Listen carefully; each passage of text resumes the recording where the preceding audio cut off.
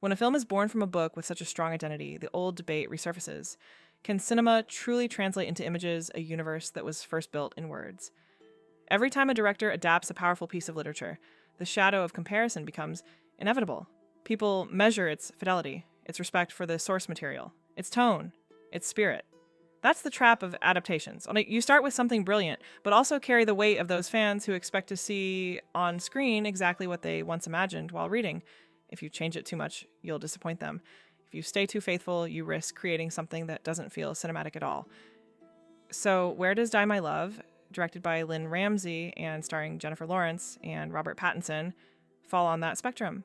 The short answer, at a fragile yet brilliant point of balance. And the long one, well, that's what we're going to explore. Die My Love comes from the novel of the same name by Argentine author Ariana Harwicz, a visceral, feverish piece written entirely as an internal monologue, full of pain, desire, and madness. A story that seems almost impossible to adapt because everything happens inside the mind of its protagonist. But Lynne Ramsay, the director of We Need to Talk About Kevin, dares to do it, and not only survives the challenge, she achieves something exceptional. This movie had every reason to fail. It's an American adaptation of a deeply local Argentine novel, intimate, subjective, and centered on the inner voice of a woman in crisis. But Ramsay doesn't try to copy the book. She reinterprets it. She turns words into sensation. She transforms written catharsis into visual catharsis. The result is a film that's frantic, uncomfortable, and exhausting, in the best possible way. The story follows a writer struggling with postpartum depression. But beyond any diagnosis, Die My Love doesn't try to explain her. It makes us feel her. It traps us inside her head in that storm of thoughts that can shift from calm to horror in a matter of seconds. Ramsay directs with brutal intensity. She builds the film through fragmented editing, abrupt cuts, overlapping images, invasive sounds, as if everything came straight from the unconscious. The viewer constantly feels trapped inside the mind of someone who can't stop thinking, can't stop feeling, and that, precisely, is what makes the film so powerful and so hard to watch. There are scenes that feel endless, almost unbearable, like the constant barking of a dog that never stops, and others that burst in without warning, like sudden explosions of violence or despair. At times, Die My Love even slips into the language of horror cinema, not because of jump scares, but because of tension, that terrifying sense that something awful is about to happen, and when it does, there will be no turning back. Jennifer Lawrence is simply monumental. Ramsay asks her to go through every possible emotional state, and Lawrence does it with total commitment. In a single scene, she can be tender and loving, and seconds later, cold, violent, or completely unhinged. It's one of those performances that feel on the edge of collapse, where the actor's body itself becomes the screenplay.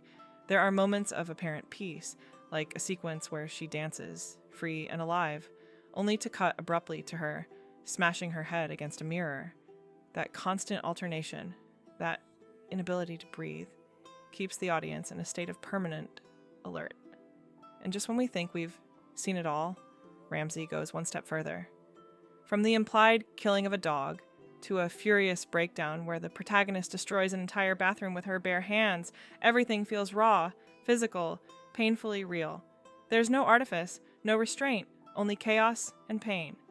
Robert Pattinson, Sissy Spacek, Nick Nolte, they all orbit around Lawrence, but this movie belongs entirely to her. It's a full-blown tour de force that stands among the most powerful performances of the year, and one that will surely be part of the awards conversation. What's most striking, though, is how Ramsay manages to keep the spirit of the novel without literally reproducing it. There's no voiceover, no explanations. Everything is conveyed through visuals, sound, texture, and color. Each frame feels like an emotional discharge. Die My Love is not a film for everyone. It's intense, chaotic, and deeply disturbing. But precisely because of that, it becomes one of the most powerful cinematic experiences of 2025. A movie that isn't meant to be understood, but to be felt. It doesn't offer answers.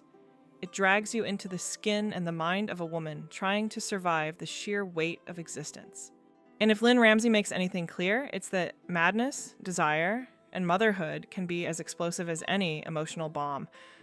Die My Love is, ultimately, a savage, fearless, and painfully human film. And you, what do you think? Do you believe Die My Love surpasses the novel, or are there things that only literature can express? Let me know in the comments, and don't forget to subscribe for more deep dives and reviews of the films that are shaping this year. See you in the next video.